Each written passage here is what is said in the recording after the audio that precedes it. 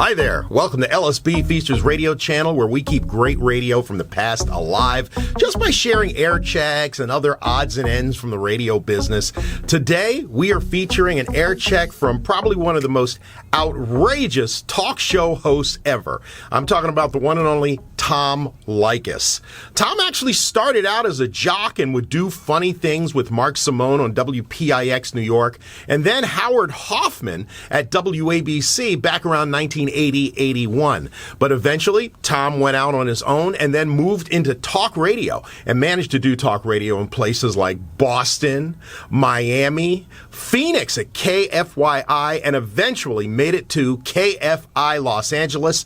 He spent several years there before leaving KFI and then moving on to KLSX 97 in Los Angeles, getting his own national talk show. Tom started out his radio career as a serious talk host, but after some time in syndication, he evolved that show into almost what some people call a shock jock talk show. Tom's show evolved into a really unique mix of men's topics, money, and pop culture. And it became fairly popular, was on many stations across the country. It's the one and only Tom Leykis on 97.1 KLSX Los Angeles. Tom Leykis. Thank you for tuning in to the Tom Leykis Show. You know, we spent a lot of time on our program talking about what the internet is doing to the traditional media. You've heard us talk on the air about what the internet has done to the newspaper. Apparently 2 big city papers are on the verge of going out of business. The Rocky Mountain News in Denver and the Seattle Post-Intelligencer, which is owned by the Hearst Corporation. Been around for many, many decades.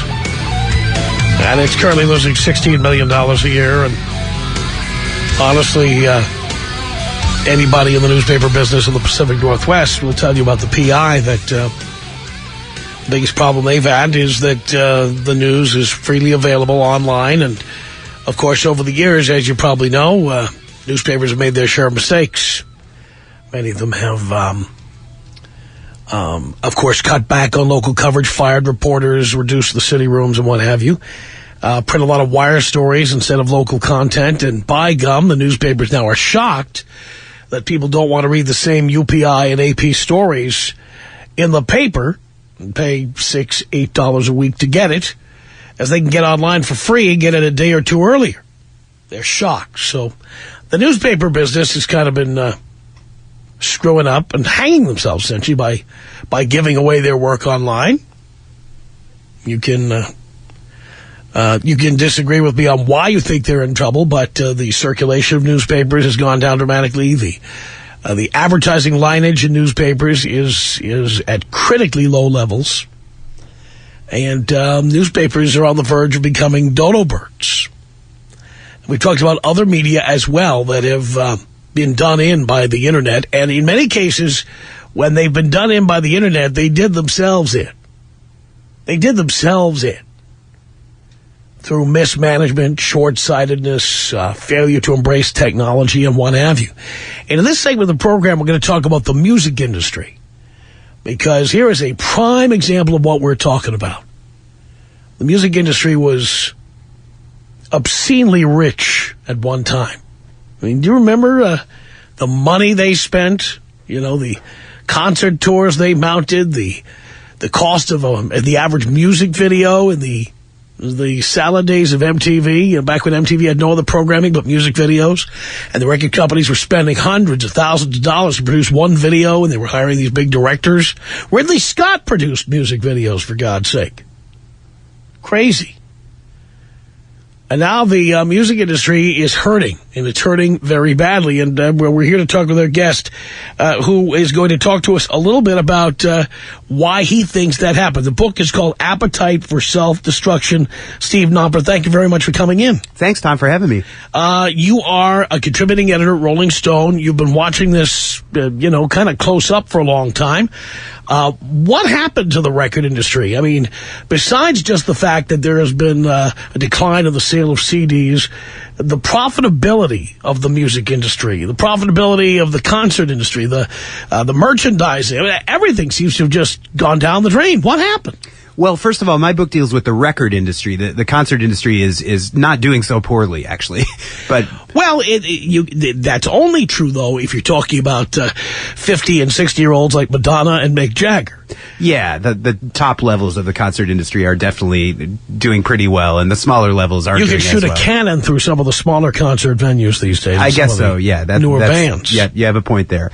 But no, basically, to answer your question, my book deals with the repercussions of music on the internet, and Napster in particular, which came out in the late 90s and enabled people to share music illegally. It wasn't illegal at the time, but later it was deemed illegal, to share music for free. And suddenly the record industry had to confront this idea that they were trying to sell $15 to $18 CDs at a time when millions of people around the world were just getting it all for free. And eventually they wound up trying to compete with that themselves, and they wound up in a deal with Apple's iTunes store in which they sold songs for 99 cents. And that certainly was not a business model that could compete with the $15 CD either. Now, when I was a child, I wanted to get into the radio business because of music. I wanted to, I heard music on the radio, and I wanted to go down to the radio station and expose people to music. That was my primary interest. When I got into the radio business, it completely soured me on music and the music industry and the way hits are made. Let's start off with the cost of a CD, which you referred to. When the album Meet the Beatles came out, it was $1.99. Huh. And that was considered expensive because many albums were 99 cents. Albums. Nowadays, albums are $17.99, $24.99. Sometimes they try to make them into double CDs and try to package them up with a bunch of stuff. And what kid is going to spend that kind of money on a box set? Right. Well, there's a bit of history to that. I mean, in the old days, before the Beatles, the only way you could buy music was on a single. So, you wanted your Frank Sinatra single, or you wanted your Motown single, or whatever it was, and you could buy a cheapo single. And then the Beatles sort of changed that, and the Beach Boys and the other acts of the 60s that created albums as an artistic work, as an artistic unit. And the record industry loved that because they could suddenly sell a more expensive item with a higher profit margin. And that whole gravy train really lasted all the way up through the 80s and 90s, which is sort of where my book begins, when they switched over to the compact disc. And the CD, everybody had to replace their record collection at that point with a more expensive item. And really that led to the CD boom, and it made people just roll in cash. It seems to me that both the movie industry and the record industry, to a certain extent, have followed a parallel course. One of the things they've both done is they both come up with these new formats. The latest scam, I think, in the movie industry is that Blu-ray. You've got 100 DVDs or a little collection you've been putting together, and you replaced all your VHS cassettes with DVDs, and then they say, oh, no, wait a minute. Now there's Blu-ray. Got to go out and get it on Blu-ray. And they did that in the record industry, too. You had albums, and then you had 8-tracks, and then you had cassettes, and then you had CDs, and then they had those digital audio tapes, and it just keeps going. Right. And, each of those legitimately are better formats that have better quality. But I think consumers only are willing to accept a complete revolution and this idea that they'll replace their whole collection, whether it's movies or records, once every 20 or 30 years or so. And so you're right that there's this oversaturation of formats, and I think consumers rebel at a certain point with that. I know myself with music, I know the romance of having shelves of those big old album covers up there and what that all represented. But honestly, in the average home where people are strapped for space these days, you're devoting more space now to your flat screen TV or whatever. I use a service like Rhapsody, where just about not every, but many of the most important albums in my collection are there. Anytime I want to listen to them in their entirety, in absolute perfect clarity. So why would I have a big collection of albums? That really, I love the Rhapsody service, but it really annoyed me because I'm a lifelong music collector, and I've spent hours, days, weeks in record stores trying to collect all this stuff. And so I'm real proud of my collection, like a lot of people are. And then the other day I went to a friend's house for a party and they showed me this Rhapsody thing on their Sonos system, and I just started clicking around. Why did I bother? It's all in there. Right. And we use it here all the time. There's many times when we're doing a radio program and we have a bit we're doing and we need a particular song. There was a day when you had to send the intern down to the mall, to the record store, and there'd be Warehouse or Sam Goody or something. You had to send them down to get that one particular record. You had to hope they had it in stock. Those days are over. Oh, yeah. I mean, the CD market will probably always exist in some form because people do like to hold something and people do like to go to the store and flip through the racks and have that kind of discovery experience. But yeah, the convenience is an amazing thing. As someone who probably has moved 12 times over the past 10 or 15 years, and each time having to lug my old vinyl records in crates and my giant boxes full of CDs, I mean, the backbreaking labor that entails, it's really nice to have a hard drive filled with music. Now, how did we get to this point? I remember when I first wanted to get into the radio business that you had the 45. That was the primary medium. There were albums, of course, and there were big albums. I first got into the radio business in the years following Woodstock, and so that triple album was out there of Woodstock, and there were all kinds of double albums. George Harrison had a big album out back then. It was a double album, and there were a lot of other big albums out. The Beatles, of course, it had the White Album, and but the fact is that on the radio and primarily for people who couldn't afford to spend $10 on a record album or $15, people bought singles, 99 cents, $1.59, $1.99, and you could get the most popular songs of the day. Why did they kill that? Well, yeah, in my book I have these little sections called Big Music's Big Mistakes, and one of those chapters is about killing the single. And in the late 80s, record labels, they realized that we have this CD, it's making us tons of money. Why are we bothering to even release this little vinyl single? Why do we even need this anymore? People aren't really buying it, it costs us a lot to produce, etc. So they just sort of phased it out and it stopped being on the market. And what happened was that in the late 90s, roughly, consumers started to rebel a little bit. There was the only way that they could get the one song that they liked off of a certain particular record, the Tub Thumping by Chumbawamba, which I always use as the example, is that they had to go to the store and buy the $18 CD. And you didn't like the other 11 tracks by Chumbawamba? That album is a little bit uneven, shall we say? But yeah, it was a very inconvenient thing, and consumers were sort of locked in this business model. And in the short term, it made the record industries boom, just make tons of money. But at exactly that time, sort of coincidentally, Napster came along, and it was theft, it was copyright infringement. At least I believe it was, and it basically enabled people to cherry pick the songs, and it destroyed that entire sort of, we're going to put out one track with a lot of bad tracks on an $18 album business model, which was very profitable.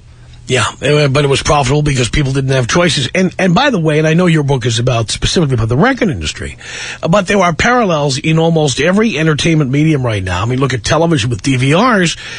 There was a time when if you wanted to watch Cheers, it was on at 9 o'clock on Channel 4, and that was it. And most people, even if they had a VCR, didn't know how to program it, and didn't know how to record shows, and mostly used it to rent videos from Blockbuster. And now I watch whatever show I want, whatever time I want, whatever week I want. I can save them, store them, categorize them, move them around. I can download them on iTunes, and I can watch them on my iPod if I want to, or an iPhone. I mean, the tyranny of being told what to do, when to do, and how to do it is going away. And anybody who doesn't adapt to that as a business is going to find themselves, I think, in a stampede, and that's what's happened to the record industry. Yeah, and I think it's true. I'm not as much of an expert on TV and movies, but I think that sort of tyranny that you're talking about is really, really good for the business people. They can control the way the consumers do things. They don't have to be especially creative or high-tech, technological thinkers to be able to do this stuff. And so now, what's happening now with all this choice, which is amazing for consumers and also really good for artists and the people who produce the content, the business people really have to scramble. They have to be able to have their fingers in a lot of different little businesses and be experts in a lot of different areas and be nimble and quick and go with the consumers and do all the things they're doing. It's a really a radical reinvention for these industries, and it's something the record industry has not adapted well to in the past. I think they're doing better at it now, but we'll see. We'll take a break and we will come back. The book is called Appetite for Self-Destruction. And we are talking to the author, Steve Knopper. And by the way, this book talks all about what's happened to the record industry, how it has declined, and the decline of the single, and the rise of Napster, and talks about iTunes. It talks about all of these events that have happened in the music industry that have chronicled pretty much all the changes that have taken place. The music industry right now just ain't where it was years ago, and honestly, they don't know how to react to things like MySpace and other ways that people are sharing music with each other, and it's driving them crazy. And we'll talk a bit about the age of the average music company executive and what role that plays as well as we continue. If you've got some telephone calls for our guest, now's the time. Tom Leykis. 1-800-5800-TOM. Tom Leykis. 1-800-5800-866. The Tom Leykis Show. 97.1 FM Talk. The Tom Leykis Show, now with shorter commercial breaks, less commercials, more of your telephone calls than ever before. That's the deal here at 1-800-5800-TOM. Our guest is Steve Knopper. He is an editor at Rolling Stone. He's the author of Appetite for Self-Destruction. And we're talking about the record industry and what's happened to it. Do you call it the record industry now? Yeah, still pretty much. I mean, the record industry really refers to the major record labels, of which there are 4. Just simply because there's no such thing as a record anymore. Yeah, technically, I think it's really called the recording industry, but right. Most people call it the record industry. Exactly. Now, I hinted at where I want to go with this now. One thing I picture at all of the record companies are these, and we can name them or not, but all of these guys who've been around forever, who are much older now, but they had a lot of success in the 60s, 70s, 80s, whatever. Now they are here and they see all of this upcoming technology and they go running from it instead of embracing it. And the result is you cannot stop technology. If you try to stop it, the movie industry found this out with the VCR. You can't stop technology. If it's coming, it's coming. You're either going to embrace it and learn how to profit from it, or you're going to get driven over like a Mack truck. Isn't that what happened with the record industry? Yeah, I think it did. I think basically you had a record industry that knew how to do certain few things incredibly well. Useful things, discovering talent, turning, Tony Braxton singing at a gas station into a super megastar. That's an important function. Marketing things. They're the people who worked for record labels in the 80s and 90s and before were amazing marketers, amazing publicists.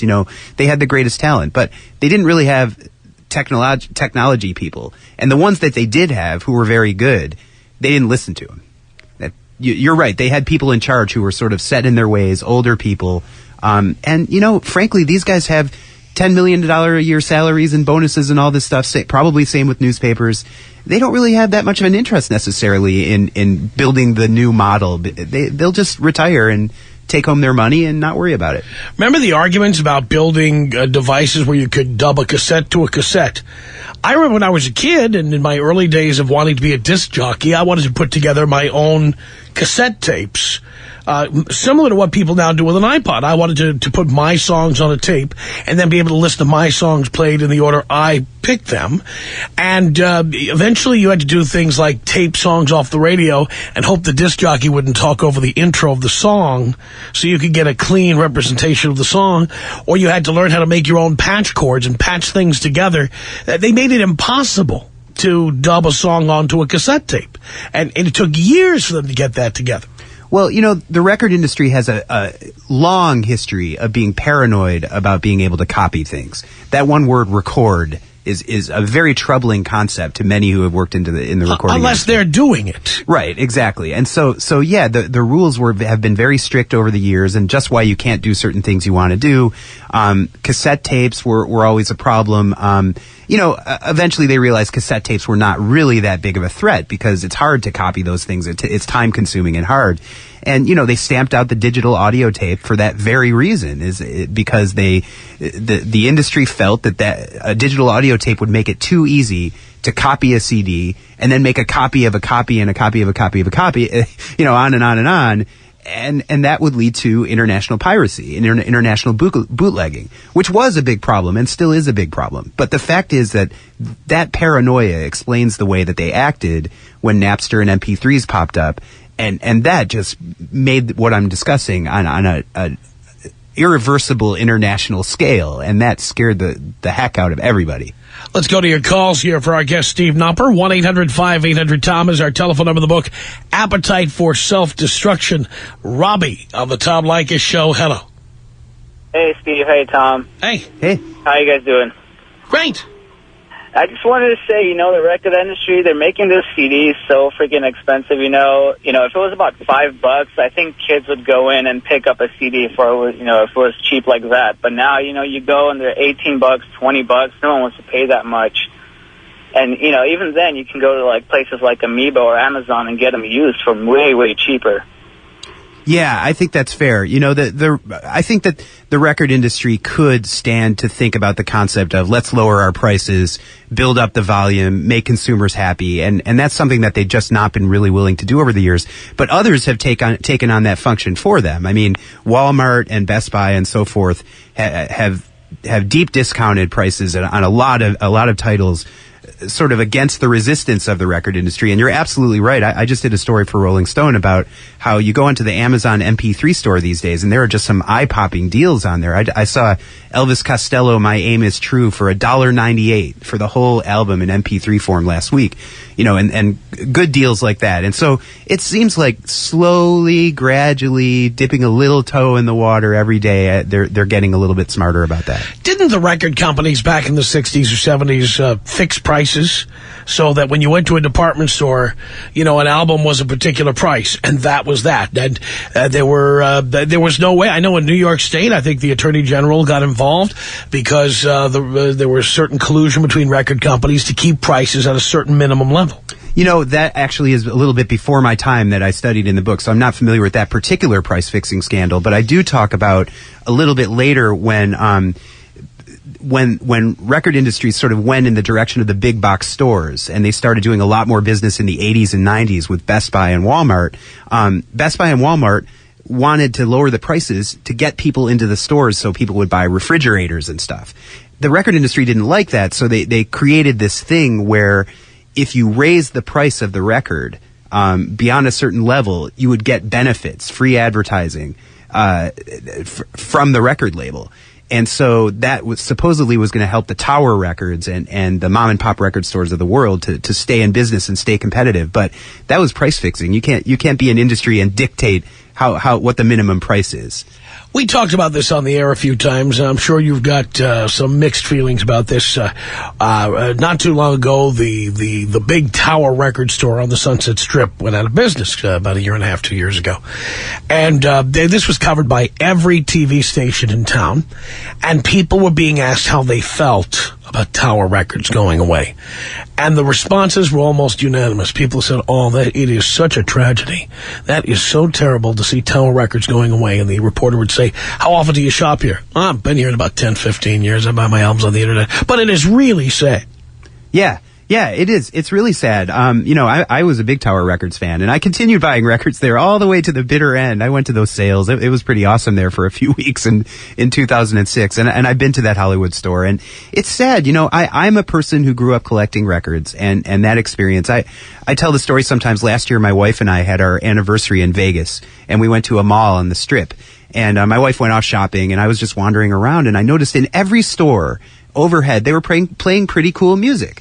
But I could not find a CD store anywhere. So I realized that if I wanted to actually buy that music that I was listening to, and I would have done it had I, in the hour that I was standing around, I would have spent $50 at a CD store. I actually would have had to go back to my hotel room, fire up my laptop, and order those CDs on Amazon, and then go home and wait for them to be delivered at home. So the whole, or just download them, and the whole thing is perverse. I do think people still want to buy records, and I think it's a shame that these stores have closed, but man, the business passed it by. 1-800-5800-TOM is our telephone number. Our guest, Steve Knopper, the book Appetite for Self-Destruction. More of your telephone calls are coming up. Tom Leykis. 1-800-5800-TOM. 1-800-5800-866. The Tom Leykis Show. This is 97.1 FM Talk. The Tom Leykis Show. Now you hear us 6 days a week. Saturdays, every Saturday, 2 until 6 p.m. Every Saturday, 2 until 6 p.m. And Monday through Friday from 3 until 8 p.m. as you head home on 97.1 FM Talk. BlowMeUpTom.com. If you can't hear us on the radio, you can't get away from us. Our guest, Steve Knopper, his book, Appetite for Self-Destruction, published by Free Press. And your telephone calls. Chris on the Tom Leykis Show. Hello. Dad, Son. how you doing, bud? I'm doing great. Great to hear from you, Tom. Hey, just real quick, want to thank you for all the financial advice you've given me over the past year, man. I've really gotten my finances together just from all the advice I've heard you giving out to a lot of different people. So much appreciation for that, bud. Excellent. Well, hey, what I wanted to say was, and Steve, what's up to you there? Hey, thanks for calling. Hey, well, what I wanted to say was, how is the record industry going to address the BitTorrent issue that's been going on a lot lately? I mean, I've been doing the downloading of music since Napster came around, since back in like the late 90s, and it seems like every time they shut it down, there's a new creative way that they're just getting music out there, and people are not paying for it. How is the music industry going to address this problem? Because it seems like an unstoppable problem. Yeah, absolutely. And that's sort of the problem that's at the heart of my book. I mean, you know, the industry did sue Napster and won, and it sued LimeWire and Kazaa and Grokster and all these other file sharing services, and also won. They got some Supreme Court decisions that declared these services were copyright infringement and therefore illegal. And then they shifted in 2003 to suing the people who actually did it.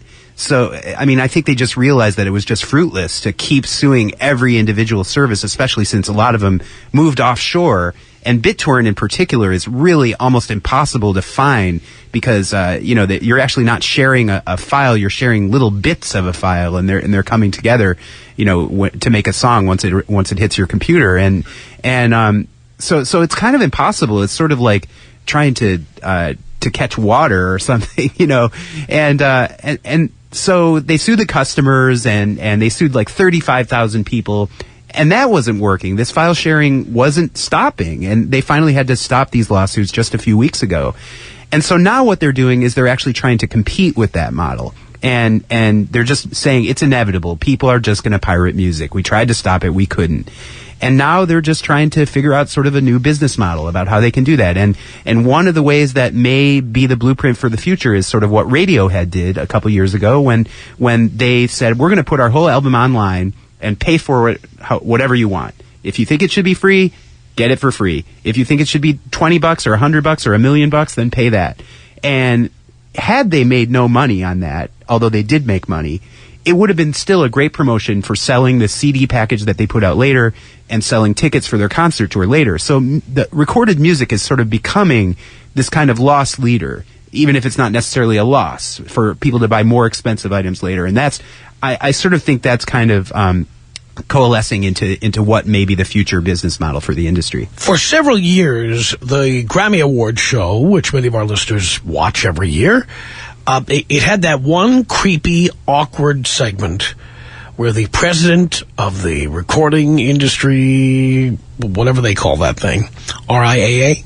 That's the Recording Academy is what actually runs the Grammy. Academy, yeah. It's complicated. This guy would come out there and essentially like a schoolmarm start, like wagging his finger about people stealing music in the middle of the Grammy Awards. Was that an effective way of talking to the customer? Yes and no.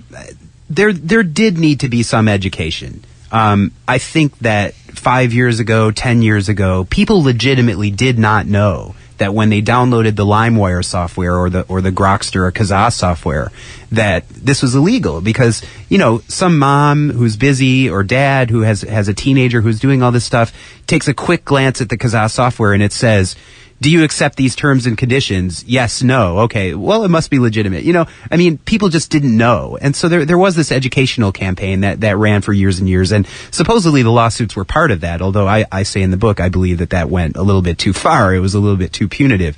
But yes, I do think that the Grammy Awards thing was very heavy-handed, and you're right, it sort of took away from the tone of the whole broadcast. That was unfortunate. Hello, customers. You're a bunch of thieves. Yeah, Stop stealing. Yeah, and you know, in my book, I do not defend copyright infringement. I do believe that theft and stealing music online and piracy is a bad thing, and it did threaten the labels unfairly. So I'm not letting copyright infringers off the hook, but my criticism of the industry is that they should have taken the next step much sooner than they did and realized that here was a lot of opportunity. Here was the path that you're talking about. You have to change the business model. You have to go into the direction that technology is taking you, and that's really your future. And no one saw that. 1-800-5800-TOM. That's our telephone number. Nicholas is listening to our show. Speaking of technology, he's listening on his iPhone in Seattle on the Tom Leykis Show. Hello. Hey, thanks a lot for having me on, Tom. Sure. Tom calling. And Steve, you kind of answered my question when you were talking to Chris, but I was going to ask you a little bit to follow up a little bit more on free albums, like the 9 Inch Nails with Slip album that came out. Right. And I was actually, when I got that album off their website for free, I did donate. I donated $10. That's probably how much it would have cost had it come out anyway. And I was actually kind of impressed by how they did that, so I was like, I may go see them in concert because this is kind of cool that they're giving it out for free, And how does that business work, giving out a free album? How do they make money off of that? Yeah, well, that's a good question. You're right. I did sort of address this before, but just to add to that, what they're doing is, first of all, they can make music. They can make money off of that. Bands like 9 Inch Nails and Radiohead have devoted followings, have devoted fan bases who love the music and think what they're doing technologically and business-wise is cool. And so people like you, Nicholas, are willing to give a donation, to basically give money for that cause because you want to support an artist. But the people who are sort of left out of that, and this is a big problem for this industry, are the record companies, because the record company's entire business model, at least up until very, very recently, involved the selling of one product, which was recorded music. And so that industry has traditionally been the very powerful middleman between the artist and the fan. And so in the 9 Inch Nails and the Radiohead scenarios, no record company can really make money off of that. That hinges on those acts owning their own masters and not having a contract with the record companies and being flexible enough to give that music or sell that music and then say, Nicholas, you're my fan. Now that you've bought this music, I'm going to blast you with some emails that tell you when my next concert is, or where you can buy a T-shirt or a hat or a vinyl record, or come to our concert and buy some popcorn or see the sponsors ads, that kind of thing. And what, man? I mean, I think that the average Joe like myself listening to the 9 Inch Nails on my iPod, I don't care about the record company. I mean, if they're releasing it online and they're saying, you know what, man, whatever you can give on the donation, that's cool. I respect that a lot more than saying, we're going to put it out in Walmart, and that's the only place you can buy it. Yeah, By the way, wasn't there a time, though, when the record company provided something of great value to the artist? Recording facilities, yes, producers, stuff you can now do in your basement with software and with a PC or a Mac. You can do a lot of that stuff yourself now. Yeah, for decades, the record industry model is exactly what you just described, Tom, which was that all this stuff, making a record, going into a studio, making a video, as you said at the beginning, that's all incredibly expensive. And you and I, in our basements in 1987, we couldn't afford to do any of that stuff. We needed help. We absolutely couldn't do it. We needed a record label. And so that's why record labels were so all-powerful, is that they controlled that access. But of course, in recent years, there's been Pro Tools, the kind of studio software that's accessible to everybody. You can make your own records in your bedroom. You want to make a video? I can buy an HD camera at Costco. Right, exactly. Or there's the famous OK Go example, this Chicago rock band that on the very cheap made a video of themselves doing this goofy choreography on a treadmill. And somehow this thing caught on, and they got millions of hits on YouTube, and the next thing you know, people are calling all over the world to book them to play concerts in their countries. And then they were on MTV VMA Awards. So this was sort of their end run around the industry, even though they were signed to a major label at the time and really never sold any records because of this. We'll take a break. I thank you for the call. Our guest, Steve Knopper, his book, Appetite for Self-Destruction. It's published by Free Press. We're talking about the pending demise of the record industry. Tom Leykis. 1-800-5800-TOM. The Tom Leykis Show. This is 97.1 FM Talk. From Hollywood, it's the Tom Leykis Show at 1-800-5800-TOM. Thank you for tuning in. Thanks for being part of our program. Here is 6 days a week now. The Tom Leykis Saturday Show, 2 until 6 p.m. every Saturday. Every Saturday, 2 to 6 p.m. And Monday through Friday, 3 to 8 p.m. as you head home on 97.1 FM Talk. And if you can't hear us on the radio, you can always get us at blowmeuptom.com. Steve Knopper is with us. His book is called Appetite for Self-Destruction. What did the record industry do to itself? That's what we're talking about here. 1-800-5800-TOM. That's our telephone number. Samantha on the Tom Leykis Show. Hello. Hey, guys. How you doing? Great. Good, thanks. Hey, question. I was and always have been, and still am, a fan of Prince. And I don't quite know what happened to him, but it seems like he's always had like kind of a love-hate relationship with the recording industry. And like the previous caller mentioned about 9 Inch Nails, how that was really cool, how they pretty much gave their album out for free and just took on donations. Whereas, I think Prince, I was wondering if you knew anything, like you can barely get any of his stuff on iTunes, and I don't know, do you know anything about this? Just a little bit. I mean, you're right. The history that you're talking about is that back in the early 90s, Prince protested the record industry and said that he painted slave on his cheek to show that he had given up all his recordings to the industry and had to do what they wanted. And then when the internet came along, he was out front of it. He was, that's what I think you're referring to, is that he's an incredibly prolific artist, as you know, and puts out tons of singles and songs. And he was an early person who went on the internet and sold songs online and sort of was outside the record industry, sort of threatening them, threatening their model, and was very progressive. But an odd thing's happened recently, and I haven't followed all the details, but he still doesn't have a long-term deal with any record label. But whenever he puts out a record, he's been doing like a 1-album deal with a major label for the distribution. And just recently, I've noticed that he's kind of done a bit of a 180, and he's a little bit more protective of his content. Perhaps that's why you don't see it on iTunes as much, although I didn't know that. And he's just, he's sort of gone in the other direction right now. I don't think that he's sort of in that, Metallica kind of, we're going to lock it up and nobody can get it, and we're going to keep offline kind of mode. He's just sort of following his own step and will continue doing it in a baffling way for everybody, I'm sure. Yeah, no, good word. Okay, well, thanks, guys. Thanks for the Samantha, question. thank you for the call. 1-800-5800-TOM. That's our telephone number. This is James on the Tom Leykis Show. Hello. Hey, what's going on, Tom? Not much. Hey, I have about 350 songs on my MP3 player, which most of them I download directly from the CD, and then about 15 of those songs I downloaded from the internet.